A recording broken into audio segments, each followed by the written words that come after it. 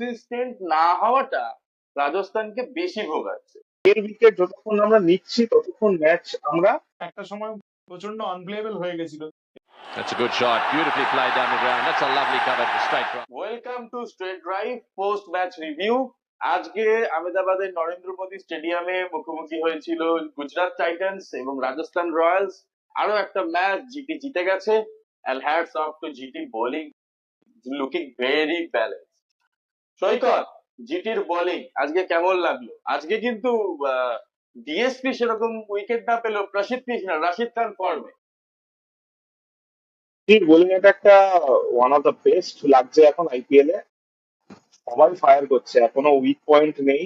আর ওরা কিন্তু সেভাবে ফরেনারদের উপর ডিপেন্ড করে চলছে না।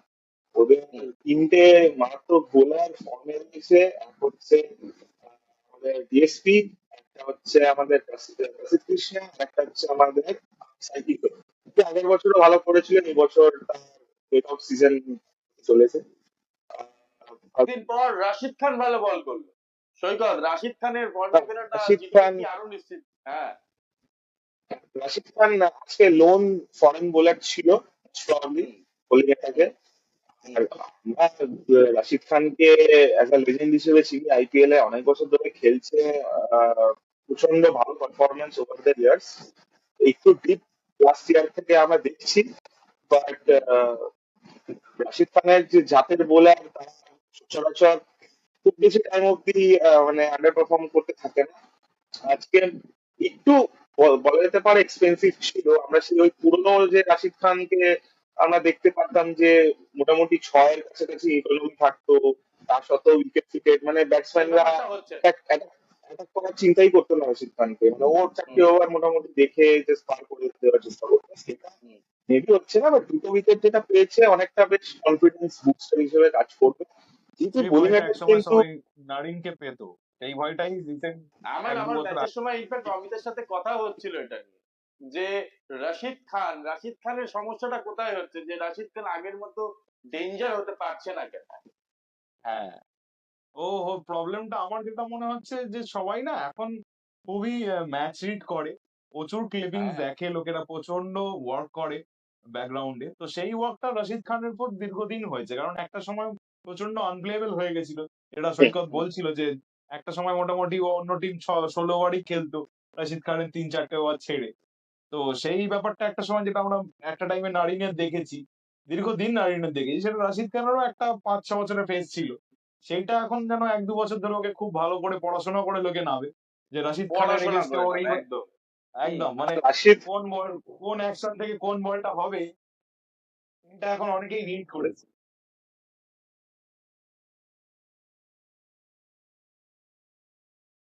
অলমোস্ট সবকটাই সবকটা লিগ, সবই হ্যাঁ খেলে, হ্যাঁ। সবকটা লিগ দেখতে পার্টিসিপেট।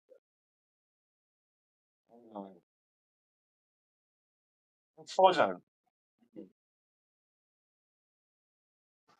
কোনো না কোনো উইকনেস তো। আর আইপিএল এ এত ইনভেস্টমেন্ট হয় এইসব প্রত্যেকটা টিমের কাছে এখন একটা করে ডেটা অ্যানালিটিক্স থাকে। ডেটা অ্যানালিসিসে প্রচুর টিম ইনভেস্টমেন্ট থাকে, হয়। এখন তো পুরো টিম থাকে। হুম, উইকেট পেলো এবং নিজের একটু পুরনো ছন্দে ফিরলো, খুবই ভালো লাগলো আজকে রাশিদ খানকে খেলতে জিটির হবে, ওটাই ভালো লাগলো। জিটির বোলিং তো আমরা দেখলাম খুবই মারাত্মক, কিন্তু জিটির ব্যাটিং নিয়ে তোরা কি বলবি অর্ঘ? জিটির ব্যাটিং দেখ, জিটির ব্যাটিং আমরা এর আগেও জিটির অন্য পোস্ট ম্যাচ সেশনে আমরা কথা বলেছি যে জিটির মেন কোর হচ্ছে জিটির টপ অর্ডার, যেখানে জোস বাটলার, শুভমান গিল এবং সাই সুদর্শন ব্যাটিং করে। আমরা প্রথম ম্যাচ গুলোতে দেখেছি যেখানে জিটির টপ অর্ডারই ম্যাচ বের করে দিচ্ছিল। আগের ম্যাচে দেখলাম যে জিটির প্রথম দুটো ব্যাটসম্যান তাড়াতাড়ি আউট হওয়ার পরে 4 নম্বরে ওয়াশিংটন সুন্দরের একটা ভালো ইনিংস খেলে দিল। আজকে আগে আবার খেলালোই না। আজকে তাকে খেলালোই না। আজকে যেখানে খেলালোই না ওয়াশিংটন সুন্দরকে, সেখানে আবার দেখলাম আজকে সাই সুদর্শন রান করে গেল। তবে আমি একদিনের কথা বলবো, সেটা হচ্ছে সাই সুদর্শন টুর্নামেন্টের প্রথম থেকে এখনো অব্দি দারুণ কনসিস্টেন্সি দেখাচ্ছে। একদম যেটি আমরা প্রথম দিকে একটু ক্রিটিসাইজ করছিলাম যে ছেলেটা স্লো খেলে, মারতে পারে না, কিন্তু এখন কিন্তু ভালো স্ট্রাইক রেটেও রান করছে। এটা কিন্তু জিটির একটা বড় প্লাস পয়েন্ট বলে আমার মনে হয়। আমার মনে হচ্ছে যেটা একটা বড় একটা ইয়াং ইন্ডিয়ান প্লেয়ার যে একটু কনসিস্টেন্টলি পিচে থেকে যে রোলটা বিরাট কোহলি ম্যাক্সিমাম টাইম করতে পারতো, এটা আমরা ইন্ডিয়ান টি-20 টিমে বিরাট কোহলিকে এখন মিস করছি। সেই রোলটা আমার মনে হচ্ছে সাই সুদর্শন ভবিষ্যতে ফিল করতে পারে। মানে ওর মধ্যে একটা ব্যাপার হুম, আছে, ও নেবে নেবে অ্যাটাকের টাইমে অ্যাটাকও করে এবং নিজের ইনিংসটাকে খুব সুন্দর পেস করে, মানে পুরো পেস থ্রু করে, আউট হ্যাঁ। খেলার চেষ্টা করে। এই থ্রু আউট খেলার জিনিসটাই না অনেক সময় একটা যে কোনো লং টুর্নামেন্টে এক একটা টিমের কাছে খুব বড় অ্যাসেট হয়ে দাঁড়ায়। যেরকম এবং ইন্ডিয়ার, সেটা না থাকলে কি অবস্থা হয় হ্যাঁ, সেটা আমরা সানরাইজার্স হায়দ্রাবাদকে দেখলে বুঝতে পারি। একদম একদম একদম একদমই তাই। মানে হায়দ্রাবাদ যেভাবে ফল করছে সেটাই ওই টিমে ওরকম একটা অ্যাঙ্কার করার কোনো প্লেয়ার নেই বলে। এক্স্যাক্টলি। সেটাই ইন্ডিয়া টিমেরও এখন একটা গ্যাপ হচ্ছে, সেই একটু বিরাট কোহলির জায়গাটা আমার মনে হচ্ছে হয়তো সাই সুদর্শন যদি টিমে চান্স পায় তাহলে হয়তো ফিল করতে পারবে। ছেলেটার নিয়ে কম কথা হচ্ছে কিন্তু আমার মনে হয় ওকে নিয়ে খুব কথা হওয়া উচিত। আর হ্যাঁ, আমার মনে হয় যে রাজস্থান রয়্যালসের একটা বড় সমস্যা হচ্ছে স্যামসনের কনসিস্টেন্ট না হওয়া। স্যামসন খেলছে, কিন্তু স্যামসন সুলভ খেলাটা আমরা দেখতে পাচ্ছি না। কারণ আমি পার্সোনালি বিশ্বাস করি যে কয়েকটা প্লেয়ার যেরকম চেন্নাইতে ঋতুরাজ গাইকোয়াড়, আচ্ছা তারপর যেরকম আরসিবি তে বিরাট কোহলি বা রজত পতিদার, বা অন্য টিমে অন্য মানে শুভমান গিল জিটিতে, সেরকমই স্যামসন কিন্তু এই ব্যাটিংটা স্তম্ভ রাজস্থান রয়্যালস। সেই স্যামসন কিন্তু সেই তার নিজস্ব ফর্মে নেই। কনসিস্টেন্ট না হওয়াটা রাজস্থানকে বেশি ভোগাচ্ছে। সেও শুরু করছে, দুটো ছয় মারছে, দুটো চার মারছে, কিন্তু তারপরে কি কোথায় গুলিয়ে গ করে দিচ্ছে। ওই ওই ওই ওই জন্য হচ্ছে এরকম। স্যামসন যদি একটা দিক ধরে রাখে, তাহলে কিন্তু হেডমায়ার আসুক, রিয়ান পারাগ আসুক, শুভম দুবে আসুক, জয়সওয়াল থাকুক, ও কিন্তু পুরো ম্যাচটা কভার করে নিয়ে যেতে পারে। স্যামসন একটা চট জলদি হ্যাঁ, হয়ে যাচ্ছে বা এইখানে কি মনে হচ্ছে না যে ওদের একটা ডেসপারেটলি একটা বিদেশি ভালো ব্যাটসম্যান? হ্যাঁ, আমি বলবো যে ফার্স্টে স্যামসনের কোথাও গিয়ে হয়তো ওর যে প্লেইং স্টাইল, যেটা ও ইন্ডিয়ার হয়ে যখন খেলে টি-20 যখন ওপেনিং করে, আর যখন ও রাজস্থানের হয়ে ওপেনিং করছে, দুটোতে কাইন্ড অফ আমার পার্সোনালি মনে হচ্ছে যে ক্ল্যাশ করছে। কারণ ও আচ্ছা যখন ইন্ডিয়ার হয়ে ওপেনিং করে, ও জানে যে আমার পরে 8-9 অব্দি ব্যাটিং আছে। ও একদম মানে কি বলে 100% অ্যাগ্রেসিভ ইন্টেন্ট নিয়ে খেলে। এবার ওই সেম ইন্টেন্টটা কিন্তু রাজস্থান রয়্যালস এর যখন রাজস্থান রয়্যালস এর হয়ে যখন ব্যাটিং করে তখন কিন্তু সেই সেম ইন্টেন্টটা আনতে পারে না। কারণ ওই যে স্ট্রং একটা ডেপথ, ওটা কিন্তু রাজস্থান রয়্যালস এর ব্যাটিং এ নেই। At least এই আগের বছর তো বছর, নেই। এই বছর তো একদমই নেই। রাজস্থান রয়্যালস ম্যানেজমেন্ট আমার কেন জানি মনে হচ্ছে ওদের এই যে চারটে ব্যাটসম্যান, জয়সওয়াল, স্যামসন, জুরেল আর রিয়ান রিয়ান পরাগ, পারাগ। এই চারজনকে যেন একটু মানে এদের কেপাবিলিটিস অ্যাজ আ মানে সলিড ইন্ডিয়ান কোর একটু যেন বেশি ওভার এস্টিমেট করে ফেলেছে, মানে এদের ওপর যেন একটু বেশি বেট লাগিয়ে ফেলেছে। তো এরাই সবকিছু দেখে নেবে, এরাই সব বুঝে নেবে, আর কাউকে লাগবে না। বাট বাটলারের যে রোলটা ছিল আগের বছর ইভেন মানে বরাবর লবে থেকে বাটলার রয়েছে রাজস্থান রয়্যালসে, ওই যে একটা শুরুতে একটা মানে দায়িত্ব নিয়ে খেলা, ঠিক আছে হয়তো অ্যাগ্রেসিভ ইন্টেন্ট স্টার্ট নাও করলো, বাট যতক্ষণ সে ক্রিজে রয়েছে ততক্ষণ কিন্তু অপোজিশন টিম জানে যে এর উইকেট যতক্ষণ আমরা নিচ্ছি ততক্ষণ আমরা ম্যাচের কন্ট্রোলে নেই। এই ব্যাপারটা কিন্তু আসছে না রাজস্থান রয়্যালস এর ব্যাটিং এ। তো খুবই একটা উইক টিম ছিল রাজস্থান রয়্যালস, কিন্তু তোমরা সে বছর জিতেছিল। তারা জিতেছে, হ্যাঁ। মানে গুড ক্যাপ্টেন্সি, গুড টিম হয়ে যায় কয়েকটা ইউনিট কখনো না, মানে খুব আন্ডারডগ থাকলে খুব ভালো খেলে দেয়, কখনো প্রচুর হুম, তারকা থাকলে কেউ কিছু করতে পারে না। তো সেরকম আমরা বারবার দেখেছি। তো ক্রিকেটে এটা বলা যায় না যে বাটলার একাই সবকিছু বা সামথিং, বা ওর মতো স্ট্যাচারের প্লেয়ার নেই। ওর মতো স্ট্যাচারে প্রচুর প্লেয়ার এসছে, প্রচুর প্লেয়ার একটা ফেস দিয়ে গেছে। আমি সেটা জিজ্ঞাসা করছি যে বাটলার হ্যাঁ, না, বাটলারকে না পেলে তার জায়গায় কাকে নিতে পারতো। যে কোনো একটা ফরেন বিদেশি ওপেনার বা ওয়ান ডাউন খেলার এমন একটা বিদেশি নিতেই পারতো, যখন চারটে তোমার স্লট আছে, তুমি দুটো বলার ধরলাম, সেখানে তুমি একমাত্র জফরা আর্চারকে খেলাচ্ছ আর একে খেলাচ্ছ কি বলে শিবরাজ হেটমায়ার। হেডম্যানকে খেলাচ্ছ। একজন তোমার লোয়ার অর্ডারের ব্যাটসম্যান আছে, একজন তোমার হিটার আছে এবং একটা বলার আছে। তো তো না একটা অর্গ, আই থিঙ্ক অর্গ নাম নাম চাইছি যে আমি particular নাম কোন চাইছি প্লেয়ার। যে বাটলার বেরিয়ে মানে গেলে বাটলারের জায়গায় কাকে, ফিল সল্টকে নিতে পারতো কি স্ট্যাচার, আমি কোনোভাবে সেটাই বলছি। মানে একটা ওপেনিং স্ট্যাচার, মানে ধর ফিল্ড সল্ট হলো বা জোশ যেরকম ইংলিশ। মাকুলাম খেলতো, এরকম এই টাইমে এই সময় বড় আমি জানি না সবাই কেউ ব্রেস্টোর জন্য যায়নি, ব্রেস্টোকে নিতে পারতো। জোস ব্রেস্টো কিন্তু ওপেনিং করে ভালোই রান করেছে। হ্যাঁ হ্যাঁ হ্যাঁ ভালোই করে, বেস্ট সেঞ্চুরি আছে গত সিজনেও মনে হয়। কিন্তু হ্যাঁ তার হুম, বছর সেই কেউ নেয়নি। উইকেটে দেখেন সুইডেনে। গত বছরই করেছে সেঞ্চুরি, তাকে এই বছর কেউ নেয়নি, মানে যেতেই সৈকত, এখন পয়েন্টস টেবিলের কি অবস্থা?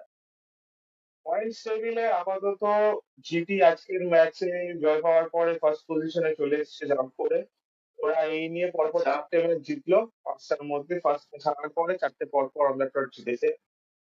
ফাইন। উইকেন্ডে আমরা ডিসি কে দেখতে পাচ্ছি এখনো। ওরা ওরা তো তিনটেতে যদিও তিনটেই জিতেছে।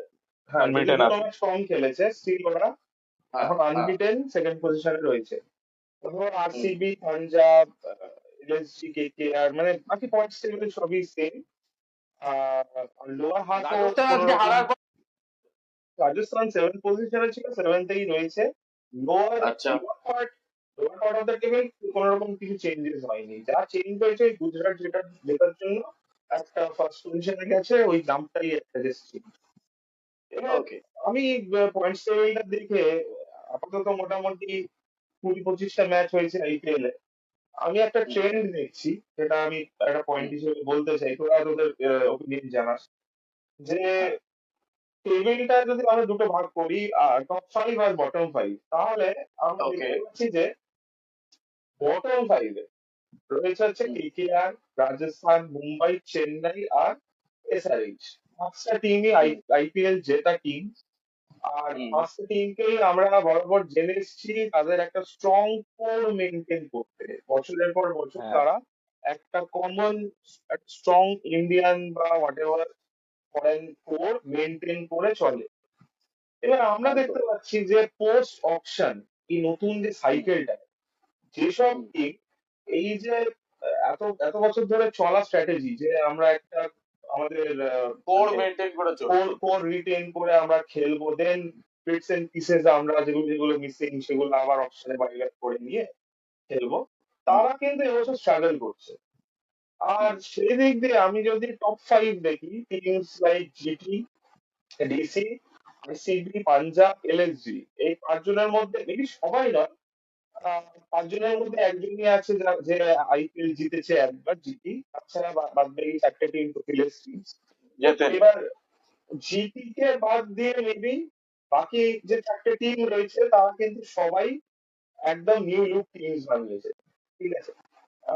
তো এইটা কি আমরা একটা ট্রেন্ড দেখতে পাচ্ছি যে এই বছর কি মানে এই যে এত বছরের একটা tried and tested proven strategy of written. যেটা মনে হচ্ছে তুই যে পয়েন্টটা করলি এটা খুবই একটা ইম্পর্টেন্ট পয়েন্ট, যে 5টা টিম সবচেয়ে বেশি ট্রফিস পেয়েছে তারা আজকে বটম 5-এ আছে, এবং যে 5টা টিমের মধ্যে হয়তো একটা টিম ট্রফি পেয়েছে তারা আজকে পুরো upper side of the bottom, মানে upper side of the table. তো এই পুরো ট্রেনটা পুরো ঘুরেছে এই বছর। অকশনটা কয়েকটা টিম এরম ভাবেই করেছিল যে পুরো নতুন ভাবে করবো, একটা নতুন একটা দুটো প্লেয়ার এরম একটা চেঞ্জ। এটা প্রতি বছর আমরা অনেকগুলো টিমকে করতে দেখেছি, কোনো বছরই সেটা সফল হতে দেখিনি সেরকম ভাবে। এই বছর সেটা দেখলাম। ফার্স্ট জিটি টুর্নামেন্টটা ছেড়ে দিলাম, কারণ ফার্স্ট টাইম তারা খেলেই ছিল ফার্স্ট টাইম। তো সেই বছরটা তোরা জিতেও গেছিল, সেটা ছেড়ে দিলাম। সেই বছরটা ছাড়া আর কোন সিজন এরকম হতে দেখি যে একটা নতুন টিম এসছে, একটা নতুন রকম ভাবে টিম করেছে এবং তারা বাজিমাত করে নিয়েছে, খুবই কম দেখা গেছে। তো এত বছরের আইপিএল এর এক্সপিরিয়েন্স এটা বলে না। আমার যেটা মনে হচ্ছে যে কোরের এক্সপিরিয়েন্স যেটা ছিল কিছু টিমের না, একটু কোরটা একটু ওল্ড হয়ে গেছে। আমার মনে হচ্ছে সেই এক্স্যাক্টলি। জন্যই আজকে ব্যালেন্সটা কাটবে, হ্যাঁ, একটু একটু বুড়ো হয়ে গেছে কোরটা। এবার কোর গুলোকে যদি একটু আপগ্রেড করতে, টাইম টু টাইম কোরটাকে চেঞ্জ না করলে তার ফল আজকে আমরা দেখতে পাচ্ছি। একদমই কিন্তু তাই, আমার আমি তাও মনে অমিতের হয় কথার যে সঙ্গে একমত। কয়েকটা জায়গায় কয়েকটা টিম এই যাদের কোর ধরে রেখেছে সব টিমই লাস্ট বটমে থাকবে না। আমার মনে হয় একটা দুটো টিম ঘুরে দাঁড়াবে এবং তারা আপার সাইড অফ দ্য টেবিল আসবে। বাকি মেজরিটি আমার মনে হয় অলমোস্ট 3টে টিম ডাউনে থাকতে পারে। তাদের ওই কারণটাই যে কোরটা একটু পুরনো হয়ে যাচ্ছে। তোর কি মনে হচ্ছে কোচটা অর্ক? একটু ওল্ড হয়ে গেছে। আমারও সেম মনে হয়, আমি অনেকটা তোর সঙ্গে একমত। যে 5টা টিম নিচের দিকে আছে সবার কারণ সেম নয়, কারণ এসআরএইচ এর সেরকম কোর বলতে কিছু নেই। না, এসআরএইচ এর একটা নিউ লুক টিম কিন্তু হিসেব মতে, যেখান থেকে যেটা ওরা আগের বছর থেকে ক্যারি করছে। তো সেখানে দাঁড়িয়ে এসআরএইচ বটমে আছে, সেটাও একমাত্র ওদের খেলার মানসিকতার জন্য। ঠিক আছে। কিন্তু বাকি যে টিমগুলো আমরা জানি, মানে এই টুর্নামেন্টে সব থেকে বেশি সফল যে তিনটে টিম, যে চেন্নাই, মুম্বাই এবং কলকাতা, তারা যে বটমে আছে, সেখানে আমি অমিতের সঙ্গে এগ্রি করবো যে তার যে কোর, যা তারা যেটা এতদিন ধরে মেনটেন করে আসছে, সেটা কোথাও না কোথাও আস্তে আস্তে ওল্ড হচ্ছে এবং সেটাকে চেঞ্জ করবার প্রয়োজন আছে। কারণ চেন্নাই সেই জাদেজা হোক, অশ্বিন এবছর ফিরেছে, তার সঙ্গে সেই ডেভন কনওয়ে হোক বা ধোনি হোক, তো সব মিলে এই যে কোরটা, এখানে 3-4টে প্লেয়ার যাদের বয়স হয়ে গেছে, এবার সেই জায়গাটা রিপেয়ার করার প্রয়োজন মানে আছে। আমার মানে তুই একটা কথা বলতে চাইছিস যে ফার্স্ট আইপিএলও অশ্বিন জাদেজা ধোনি ছিল, সেটা এখনো হম, আছে 18টা বছর এখনো পরেও আছে। হয়তো এইবার একটু চেঞ্জ হওয়াটা তাদের আর দরকার। একরকম ধার নেই, তাদের হ্যাঁ, আর একরকম ধার নেই। একদমই তো একদমই সেই আমারও সেই সেটাই। সেই সেই ব্যাপারটা। আর আর আরেকটা ব্যাপার কি, যে যত পুরনো প্লেয়ার আছে, মানে এই যেটা কথা উঠছে, যে যারা 18 বছর আগেও আইপিএল এ খেলেছিল ফার্স্ট সিজনে, তারা এবছরও এখনো খেলছে যারা, তারা যতই হোক, তারা এখনকার যে মডার্ন টি-20, সেটা, কারণ আমরা দেখেছি 2008-এর আইপিএল এবং 2025-এর আইপিএল, সেটার মধ্যেও একটা ডিফারেন্স আছে।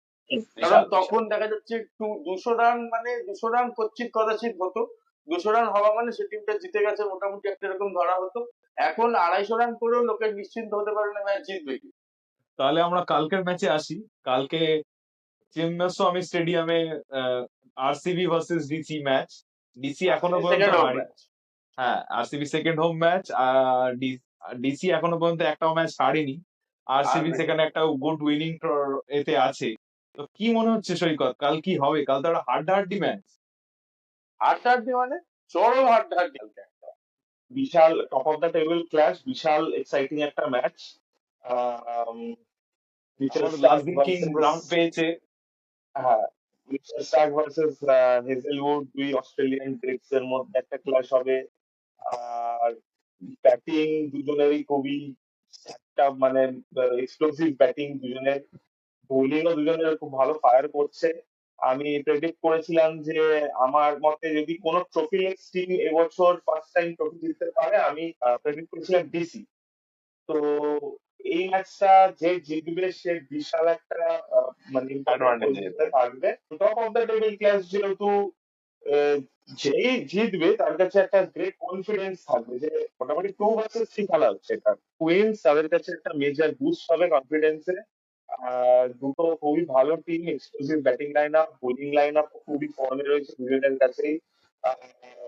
বিগ বিগ হেভি ওয়েটস, মানে কুইক প্রেডিকশন কি, কুইক প্রেডিকশন আর সিডিসি। কালকে আমার বল বল বল বল বল। কালকে শুনছি। I predict RCB to win. You predict RCB. কালকে আহ আমার মনে হওয়া লাগছে কালকে আচ্ছা, কি হবে। আহ, আমি মনে করছি কালকে ডিসি জিতবে। ঠিক আছে, কারণ আমি বরাবরই মনে করি যে আরসিবি নিজেদের মাঠ ছেড়ে অন্য মাঠে গেলে বেটার খেলে, সেটা আরসিবির খেলার জন্য বেটার। ঠিক আছে, কারণ আরসিবি নিজেদের মাঠে কোনোদিনই ভালো খেলে না। আর মোটামুটি দিল্লির যা ফর্ম দেখছি, তাতে আমার কালকে বেট দিল্লি। ঠিক আছে, দিল্লি 3 আউট অফ 3 অলরেডি করেছে, সেখানে কালকে 4 আউট অফ 4 হবে। ঠিক আছে, কিন্তু অ্যাজ ইউজুয়াল কালকে কালকে কিং রান পাবে, কিন্তু কালকে কি মনে হচ্ছে সেই স্টার্ক এসে একটা সেই অফ স্টাম্পের বাইরে বল করবে, আবার কিং খোঁচা মেরে দেবে না তো? কি মনে হচ্ছে? না, মানে যবে থেকে ডাব্লিউটিসি শেষ হয়েছে, কিকের হাতে খোঁচা দেওয়ার স্বভাবটাও গেছে। তো দেখা যাক। বল ওদিকে খোঁচা দিলে ও জস হেজেলউডকেও রেডি রাখবে মানে আরো 3-4টে খোঁচা এখন নেওয়ার জন্য। একদম একদম। কিন্তু না, আমি হ্যাজেলউডের সঙ্গে স্টার্কের তুলনা করবো না, স্টার্ক ইজ না না, স্টার্ক। ঠিক আছে, হ্যাজেলউড হ্যাজেলউড হতে পারে উইকেট, হ্যাজেলউড ফর্মে থাকতে পারে, কিন্তু ওই মানে form is temporary, class is permanent. তো স্টার্ক অনেক বেশি এগিয়ে থাকবে কিন্তু। তো তাহলে আমার মনে হচ্ছে আমার কালকে কিং এর একটা ভালো ইনিংস আমরা আগের দিন দেখলাম, আমরা বলেও ছিলাম যে একটা কিং থেকে একটা ভালো কিংস কালকে ক্লাব ইনিংস কালকে দেখবো। কিং এর একটা সেঞ্চুরি হওয়ার সম্ভাবনা আছে।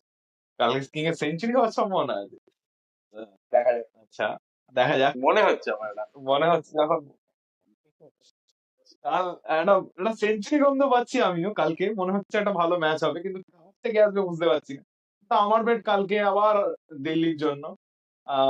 আমার মনে হচ্ছে দিল্লি তো জয় নিজে কিছু জেতেনি, ও বিরাট কোহলি এবছর উল্টো রেকর্ড গুলো ভাঙছে, যাদের কাছে দীর্ঘদিন হারেনি জেতেনি তাদেরকে হারাচ্ছে। কিন্তু হুম, দিল্লির কাছে তো ওরা হামেশাই জিতেছে, তো ওই ফ্যাক্টরটা থাকবে না কালকে। কালকে দিল হুম, জিতে নেবে, এটাই তো প্রেডিকশন থাকবে। কালকে সৈকত বলছে আরসিবি, আমি বলছে দিল্লি, আর অমিত বলছে কালকে দিল্লি। তো কালকে আহ, আদৌ কি হয় সেটা আমরা 7:30টায় দিল্লি ভার্সেস আরসিবি ম্যাচে চোখ রাখলে দেখতে পারবো। আজকের মতো আমাদের পোস্ট ম্যাচ রিভিউ এবং কালকের ম্যাচের কুইক প্রেডিকশন আমরা এখানেই শেষ করছি। আপনাদের কেমন লাগছে আমাদের ভিডিও কমেন্ট করে অবশ্যই জানাবেন। আমাদের ভিডিও ভালো লাগলে লাইক করবেন, বন্ধুদের সঙ্গে শেয়ার করবেন এবং অবশ্যই আমাদের চ্যানেলটিকে সাবস্ক্রাইব করবেন। Tata. That's a good shot. Beautifully played down the ground. That's a lovely cover to straight drive.